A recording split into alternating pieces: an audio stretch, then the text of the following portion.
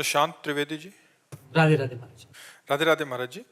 महाराज जी, क्या एक हाथी को खिलाने का पुण्य और 1 लाख चींटियों को खिलाने का पुण्य, क्योंकि हाथी की खुराक बहुत होती है, चींटियों की संख्या बहुत होती है, होना खिलाना भावना सेवा में? अगर हाथी में भी भगवान देख के पवारे और चींटी में भी भगवान देख के पवारे तो एक चींटी और एक हाथी के पवाने का बराबर पुण्य मिलेगा। और भगवान नहीं देख के हाथी देख रहे हो, चींटी देख रहे हो, तो भेद तो हो ही जाएगा। कोई पुण्य में फिर बेवकूफ़ी थोड़ी है। चींटी तो एक दाना से तृप्त हो जाएगी, उसके लिए 1 कुंतल भोजन चाहिए। दोनों में भगवान देखकर यदि दे रहे हो कि हाथी में भी वही भगवान है और चींटी में वही भगवान, तो पुण्य बराबर। और हाथी को हाथी देखकर चींटी को चींटी देख के तो पुण्य में घाटा। हाथी के पवाने का हाथी का फल मिलेगा और चींटी के पवाने के चींटी का फल मिलेगा। बात समझ में आ रही है? निर्णायक चतुर है। एक हाथी को खिलाते तो 1 आत्मा को पुण्य मिलता, और 10 लाख चींटियों को खिलाते 10 लाख आत्मा। हमारी बात नहीं समझे। 10 लाख आत्मा है ही नहीं। 10 लाख घड़े रखे हैं और एक सूर्य का प्रतिबिंब पड़ रहा है, तो 10 लाख सूर्य हो गए क्या? तो 10 लाख आत्मा है नहीं, आत्मा तो एक है और सब में प्रकाशित हो। चूंकि हम ज्ञान में है ना, इसलिए समझ नहीं पाते।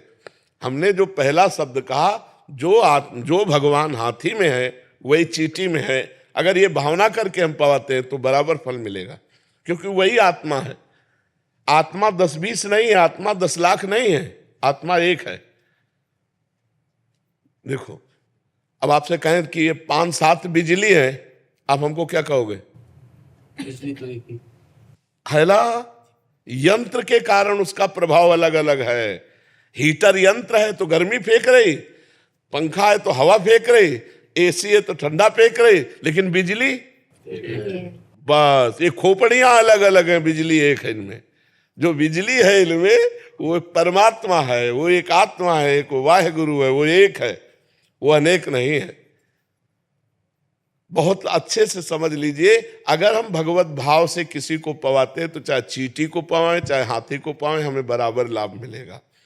और चींटी को चींटी मान करके और हाथी को हाथी मान करके, तो फिर एक हाथी पवाओ और 2-4 अरब चींटी पवाओ, तो शायद समानता की बात जो सोची जाए। क्योंकि परिणाम है ना, वो 1 कुंतल में छकेगा और 1 किलो में लाखों हो जाएंगी, नहीं हो जाएंगी। और अगर एक चींटी में आत्म तत्व भगवान को देखकर, एक हाथी में देखकर, तो बराबर फल मिलेगा। वो तुम देख के क्या पवाते हो तुम्हारा विषय है। समझ गए? मन बहुत चंचल है, इधर उधर बार बार चला जाता है। हमेशा आपकी कृपा से नाम जप होती रहती है, पर फिर भी इधर उधर भटक जाता है। हाँ, कोई भटकने दो, उससे कोई फर्क नहीं पड़ता। मन जाने से हमारी हानि नहीं है, मन के अनुसार तन जाने से हानि है।